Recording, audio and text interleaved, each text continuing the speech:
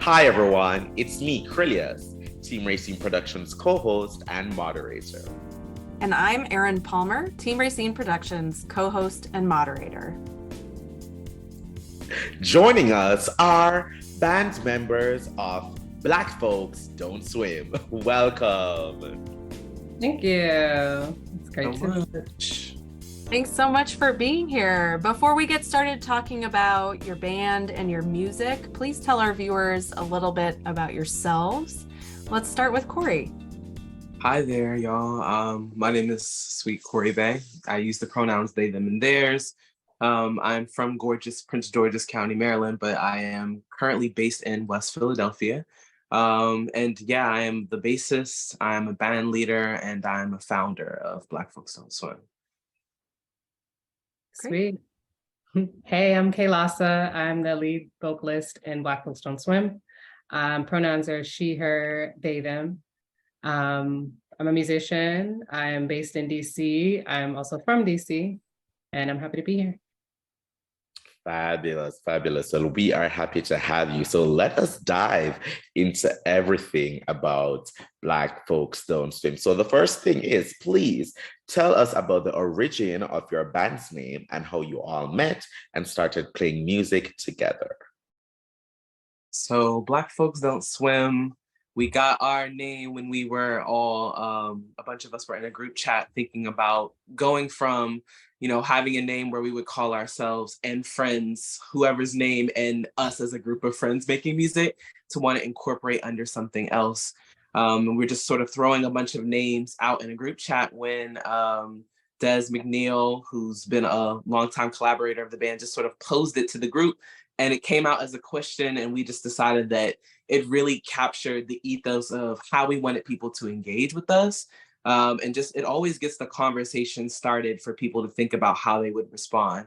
And that's very important to who we are, and that's why we have our name. It's such a thought-provoking name. Can you tell us about your creative process and what makes your music unique, and maybe how the name of the band ties into how you feel and create music? Sure, yeah. We get together and we rehearse. We spend time with one another. We cook together, we share meals. And we really like to just engage in conversation and get to know each other more, and share each other's points of view and backgrounds and what we got going on in our lives, and share vision through music. Yeah, I would say our music really gets to hold us because we take time to hold ourselves through our process of getting all of the things that inspire us into the room, taking time to be in our individual practice as artists, as writers, as, just people moving through our lives, and we just bring it and share it with each other and with other folks. I love that. And how did you all meet up and link up to create this group together? Did some people know some people before? Did you meet at music events? What was the tea with that? Yeah, I had a lot of friends. So it was kind of like we were sweet and friends. I had a deep desire to just bring people together who were understanding and open to holding Black queer folks and all of our different ways of being. And I brought a lot of people in, and then I got to meet Kailassa, which Kailassa, you probably would tell that story best about how we met.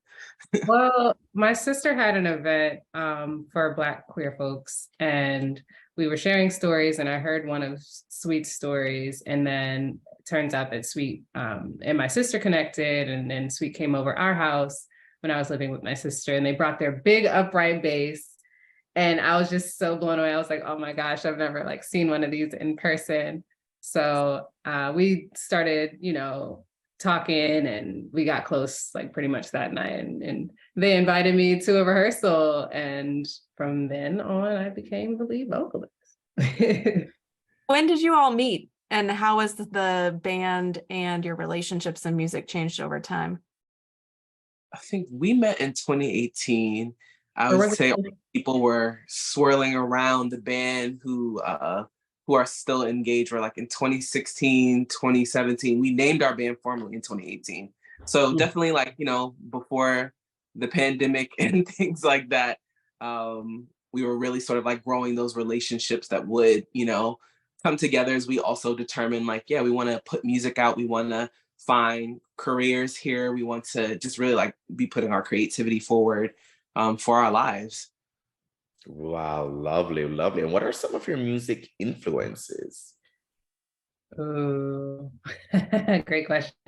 Well, I would say vocalists like Ella Fitzgerald, poets, Chuck Berry's one of my influences, Stevie Wonder, Michael Jackson growing up, Whitney Houston growing up.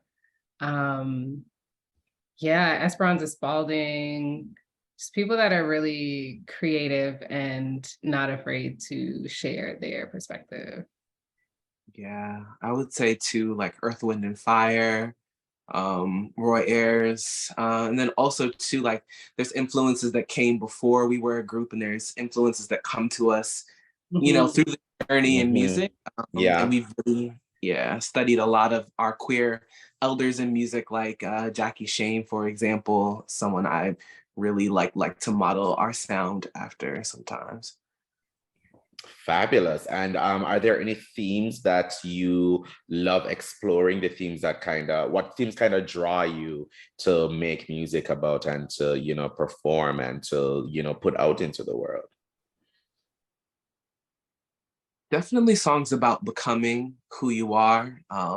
Songs that allow us to reflect on our lives and the stories that we've lived, but also the stories that we want to tell and see ourselves get to show up in. I think a lot of our music creates moments for us that just make us excited about, continuing to be here. Those draw us a lot. Mm. I love your photographs. They exude, I don't know, just a lovely relationship among the band members. And it looks like you all have a ton of fun when you perform. Mm-hmm. Definitely. I love engaging with the band. And that's something that we've gotten feedback from the audience members too. Just like, I love seeing how y'all engage with each other on stage. You don't see that all the time, and everybody knows each other. Everybody's having fun. You can see us smiling and jumping around. It is a good time. I love it. Now let's talk about your album, For the Source, and the inspiration for the album art.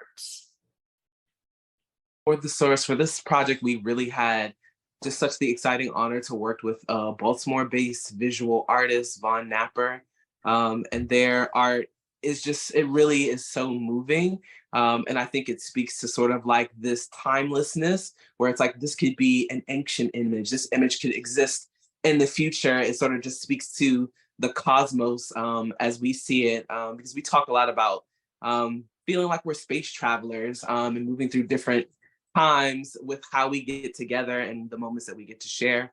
And For the Source is really about honoring the source, the origin, all the things that we are like pouring in and that are going to flow through this music machine that we all put together through what we do.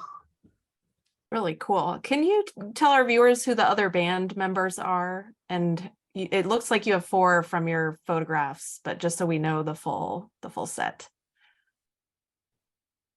I would say our band members are ever changing and evolving. Me and Sweet are co-captains. We also play with Nitin, a guitarist, who's been in the band since before I was there. Asia is a recurring drummer that engages with us. Asia Jones. Des, who's one of the originators of the name Black Folks Don't Swim. Also a multi-instrumentalist and producer.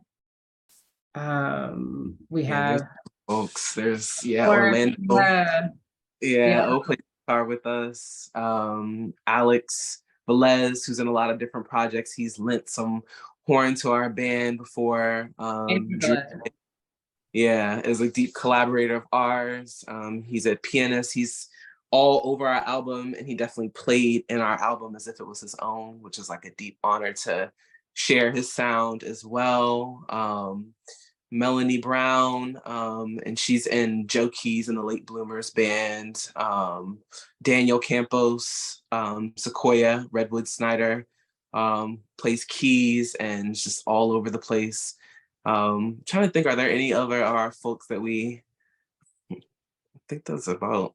That's everybody that's on the album. Yeah. Really great. So where can people learn more about what's upcoming, what you've got going on in the future, connect and learn and listen more? Yeah, we keep our Instagram updated. That's pretty much where we post our upcoming shows. Sweet, did you want to add something? Yeah, no, I would say our Instagram is a great place to get connected to us, but we also have a Facebook page. And yeah, those are the best places to get in contact with us right now. Awesome. What is the handle for that Instagram? It's at Black Folks Don't Swim. At Black Folks Don't Swim. Okay, perfect.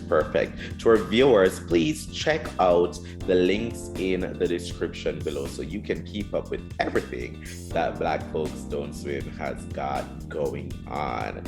Listen, thank you both so much for joining us today. It's been such a pleasure getting to chat with you, getting to learn more about your band, and we wish you all the success in your future endeavors. Thank you so much for being here.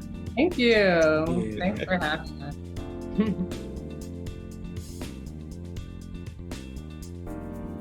To those watching, please follow Team Rayceen on social media. And click around our YouTube channel and check out our other interviews, blogs, forums, and more. And while you're there, make sure to like, comment, and subscribe. But most of all, viewers, thank you for watching.